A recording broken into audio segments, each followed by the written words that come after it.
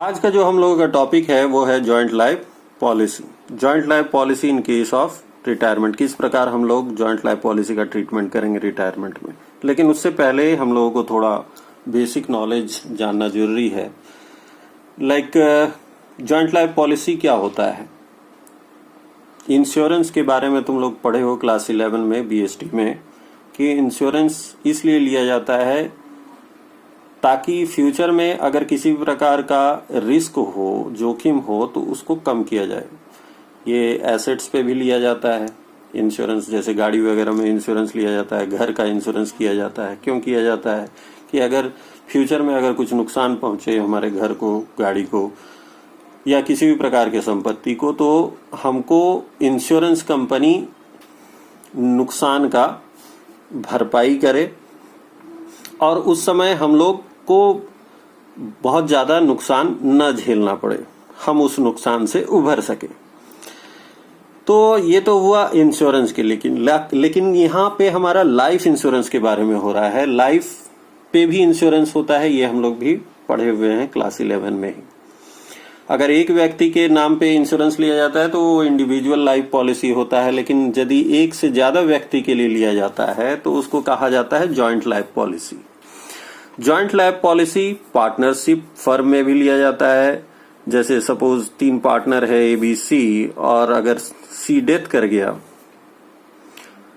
ठीक है, तो डेथ कर गया तो इंश्योरेंस कंपनी के तरफ से एक रकम मिलता है फर्म को, जिससे कि ABC को पेमेंट करने में सक्षम हो पाता है। ज्यादा बोझ नहीं पड़ता है A और B जो एग्जिस्टिंग पार्टनर रह गए, रिमेनिंग पार्टनर रह गए, शेष जो रह गए, उन पे बहुत ज्यादा बोझ नहीं पड़ता है। इंश्योरेंस कंपनी से एक मोटा रकम मिल जाता है और C के भुगतान में उस रकम का उपयोग किया जाता है। क्योंकि C अगर मर जाएगा तो उसका उत्तराधिकारी क्या बोलेगा, उसका एग्जीक्यूटर क्या बोलेगा कि भाई मेरा जो पिताजी थे या जो भी थे उनका जितना भी शेयर है हमको चाहिए। तब A और B क्या करेंगे, उसको भुगतान करेंगे।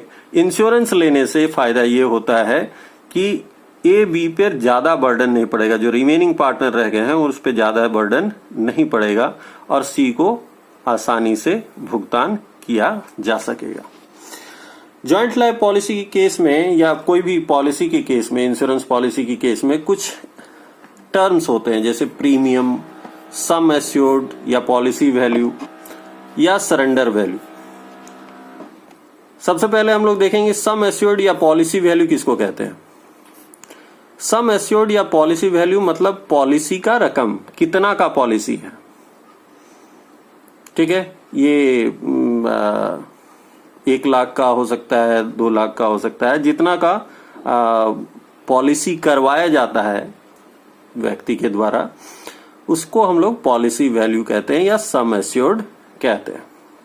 सपोज ABC जो है पार्टनर, वो 1 लाख रुपया का पॉलिसी लिया है, ठीक है।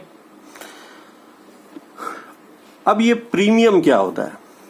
प्रीमियम वह रकम होता है जिसका भुगतान लगातार इंश्योरेंस कंपनी को किया जाता है।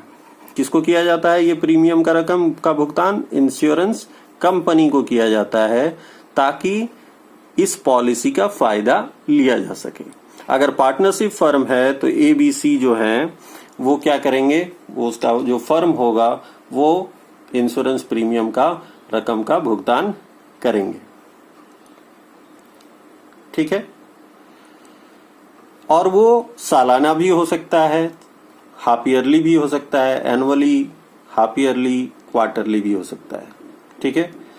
तो हर साल के हिसाब से या एक फिक्स्ड टेन्योर के हिसाब से, फिक्स्ड समय के हिसाब से, निश्चित समय के उपरांत ये भुगतान करना पड़ता है प्रीमियम का रकम का।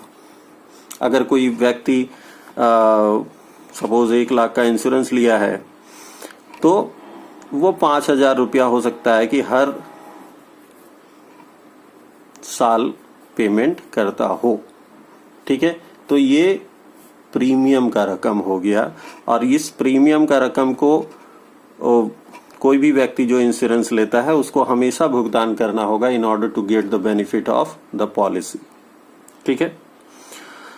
उसी में एक टर्म होता है सरेंडर वैल्यू, समर्पण मूल्य कहते हैं इसको। समर्पण मूल्य का मतलब क्या होता है? समर्पण मूल्य का मतलब होता है वह मूल्य जब जो हमको समर्पण करने पर मिले। कहने का मतलब ये है कि सपोज एबीसी ये पॉलिसी लिया है, 1,00,000 रुपया का पॉलिसी लिया है और प्रीमियम का भुगतान भी कर रहा है लगातार, तो हर साल के हिसाब से एक समर्पण मूल्य तय कर देता है इंश्योरेंस कंपनी। ठीक है। सपोज पहला साल में कुछ भी नहीं रहा, दूसरा साल में समर्पण मूल्य रहा 2,000 रुपया, तीसरा साल फिर समर्पण मूल्य हो गया 3,500 रुपया या 4,000 रुपया, जितना भी हो सके। तो इसका मतलब क्या हो गया कि अगर तीसरा साल में वो अगर समर्पण करता है, सरेंडर कर देता है कि भाई अब हमसे पॉलिसी प्रीमियम जमा नहीं होगा, या कोई भी कारणवश वो पॉलिसी को डिसकंटिन्यू करना चाहता है, रोक देना चाहता है, तो उस समय पार्टनरशिप फर्म को ये 3,500 रुपया मिलेगा। अगर थर्ड ईयर में समर्पण कर देता है, बोल देता है, सरेंडर कर देता है कि भाई अब हमसे ना चलेगा, तो उसको कितना मिलेगा? फर्म को कितना मिलेगा? 3,500 रुपया। यही दूसरा साल में यदि कर देता है तो उसको कितना मिलेगा? 2,000 रुपया। तो इस तरह से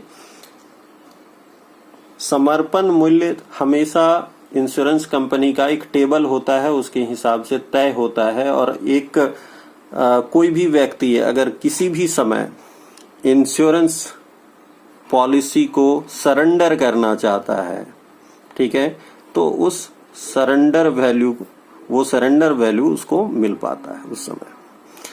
तो ये 3 इम्पॉर्टेंट टर्म है जो कि हम लोगों को जानना चाहिए in order to solve the question of joint life policy.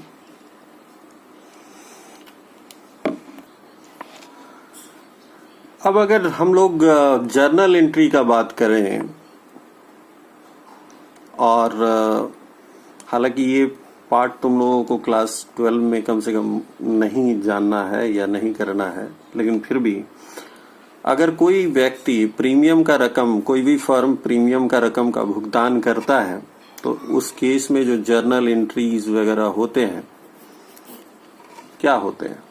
तो जर्नल एंट्रीज में जो सबसे पहला प्रीमियम का रकम का भुगतान करने पर तो joint life policy premium account को डेबिट किया जाता है, चूंकि ये पेमेंट हो रहा है टू बैंक अकाउंट या to cash account, being joint life policy premium paid.